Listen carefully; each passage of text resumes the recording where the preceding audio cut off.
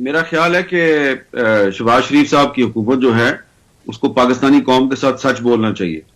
और सच ये है कि पाकिस्तान पे जो इस वक्त गैर मुल्की कर्जों का बोझ बहुत बढ़ गया है, तो ये बोझ बढ़ाने में बहुत से जो हमारे करम फरमा हैं, जो कि हमारे मसीहा बन के अपने आप को उजागर करने की कोशिश करते हैं, उनका बड़ा किरदार है। तो IMF और वर्ल्ड बैंक का किरदार हमारे सामने है। IMF और वर्ल्ड बैंक ने जो हमें पाकिस्तान में सिर्फ कर्जे नहीं दिए, बल्कि इन्होंने हमें कभी मोहम्मद शुएब दिया, कभी शाहिद जावेद बरकी दिया, कभी शौकत अजीज दिया, कभी डॉक्टर महबूबुल हक दे दिया, कभी जनाब और इस तरह के मैं बहुत से नाम ले सकता हूं जो कि इंपोर्टेड फाइनेंस मिनिस्टर्स थे, imported governors of the state bank थे।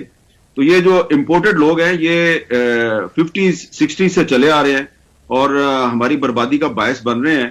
तो ये लोग जो है ना, मैं तो कहता हूं कि आज के दौर में अगर कोई पाकिस्तान में टेक्नोक्रेट गवर्नमेंट की बात करता है, उसको पकड़ लेना चाहिए, उसको गिरफ्तार कर लेना चाहिए और उससे पूछना चाहिए कि मिस्टर शब्बर जैदी बताओ कि ये तुम जो टेक्नोक्रेट गवर्नमेंट की अनकॉन्स्टिट्यूशनल बात कर रहे हो, अनकॉन्स्टिट्यूशनल प्रपोजल पे बात कर रहे हो, ये आईन पाकिस्तान की खिलाफवर्जी पे तुम उकसा रहे हो किसी को, तुम बताओ ये वहां कहां पे ये बात हुई थी, उधर कौन कौन बैठा हुआ था।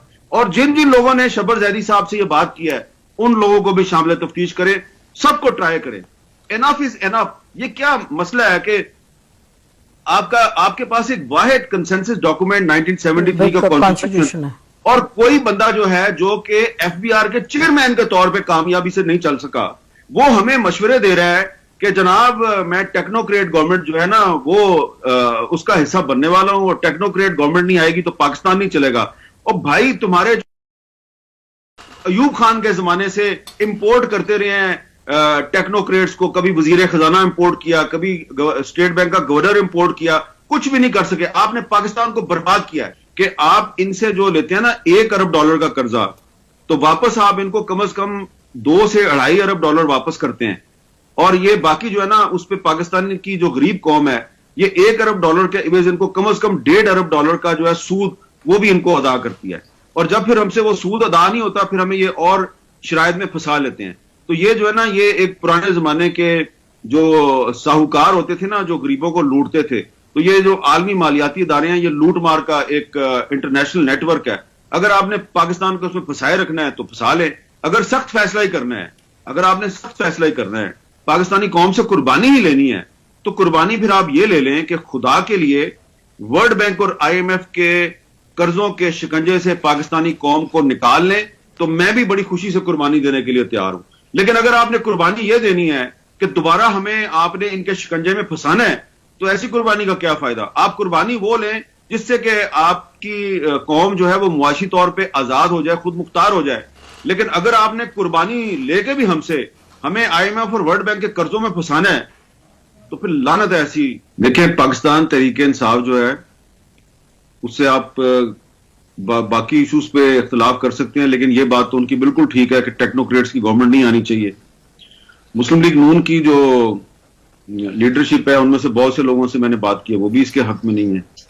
पीपल्स पार्टी वाले भी इसके हक में नहीं है, JUI वाले भी इसके हक में नहीं है। तो तमाम पॉलिटिकल पार्टीज जो हैं वो टेक्नोक्रेट्स की गवर्नमेंट के खिलाफ हैं। अब प्रॉब्लम क्या है? प्रॉब्लम यह है कि शब्बर जैदी साहब जो हैं, मैं उनको ज्यादा जानता नहीं हूं, लेकिन वो अगर कह रहे हैं जी कि एक टेक्नोक्रेट्स की गवर्नमेंट आएगी और वो मसले हल करेगी, और वो जो IMF की जो कंडीशनैलिटीज हैं, जो शरायत हैं, उस पर सिर्फ एक टेक्नोक्रेट्स की गवर्नमेंट ही अमल कर सकती है, तो क्या बहुत जरूरी है IMF की शरायत पे अमल दरामद करना?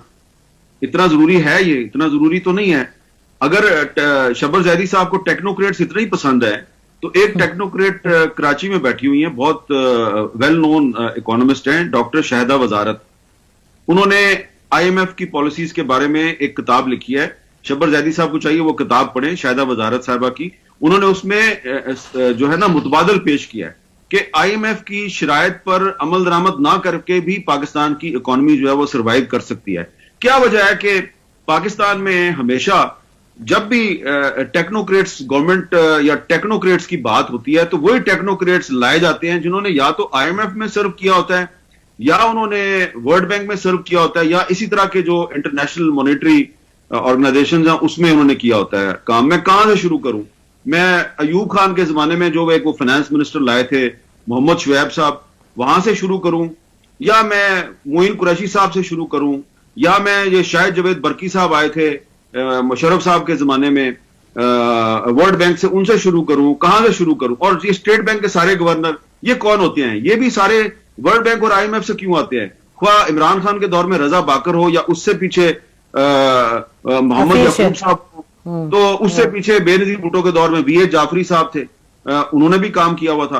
तो ये जो है ना, ये जितने भी लोग टेक्नोक्रेट गवर्नमेंट की हक में बात कर रहे हैं ना, इनको पाकिस्तान के मुफादात अजीज नहीं है, इनको अपने जाती मुफादात अजीज हैं, क्योंकि ये इलेक्शन लड़के तो हुकूमत में आ नहीं सकते। तो ये जनाब स्काई लैब बन के पाकिस्तानी कौम पे गिरते हैं। और मोहम्मद शुएब जो है वो जब 6-7 साल पाकिस्तान का वजीर खजाना बन के जब रुखसत हुआ तो सीधा वापस वर्ल्ड बैंक गया, वापस सीधा वर्ल्ड बैंक से आया, वर्ल्ड बैंक में गया। शौकत अजीज साहब सिटी बैंक से आए थे, वापस सिटी बैंक में चले गए, ठीक है ना। तो एक हमारे सीनियर जर्नलिस्ट थे शाहिदुर रहमान साहब, शाहिदुर रहमान साहब किताब लिखी थी, बिल्कुल किताब लिखी थी इस पे, how Pakistan lost its economic sovereignty, और उसमें उन्होंने ये पूरी इन सब लोगों का कच्चा चट्टा लिखा हुआ है। और यही लोग हैं जिनका जिक्र शाहिदुर रहमान साहब ने अपनी किताब में किया है। ये लोग हर 2 साल बाद, 5 साल बाद, 10 साल बाद ये दोबारा इनका सर्कल बना हुआ है और ये अपनी शक्लें लेके हमारे सामने आ जाते हैं कि पॉलिटिशियन नाकाम हो गए जनाब, हमें रख लो। तो चलो ठीक है, मान लेते हैं जी पॉलिटिशियन नाकाम हो गए, तो आप तो अर्ली 50s से हम पे मुसल्लत हैं। वर्ल्ड बैंक और आईएमएफ के जो ऑफिस बेरर्स हैं, जो पाकिस्तान में वजीर खजाना और स्टेट बैंक के गवर्नर बन के आते हैं, तो ये तो आज से 60-70 साल से हम पे मुसल्लत हैं। तो इसलिए शबर जैदी साहब से गुजारिश है कि आपने जो है ना ये बात करके मेरे समेत बहुत से ऐसे पाकिस्तानियों को तकलीफ पहुंचाई है जो कि चाहते हैं कि पाकिस्तान में रूल ऑफ लॉ हो, पाकिस्तान में आइन और कानून की बालादस्ती हो। और अगर आपको ये 1973 का आइन इतना अच्छा नहीं लगता और आप समझते हैं कि आप ही तमाम मसाइल का हल हैं, तो बराए करम शाहिदा वजारत की किताब पढ़ लें, उन्होंने लिखा है कि आप लोग गलत कह रहे हैं। जी, उन्होंने तो कहा था कि क्यों सियासतदानों को इस तरह मुसीबत, कोई लफ्ज इस्तेमाल किया था कि होती अगर बात करें इंटरिम गवर्नमेंट की। हमें ये आईएमएफ के हवाले से तो हम देख रहे हैं कि प्राइम मिनिस्टर साहब ने भी कहा है कि भाई ये हर सूरत हमने प्रोग्राम को पूरा करना है, ट्रांश उसकी हमें जरूरत है।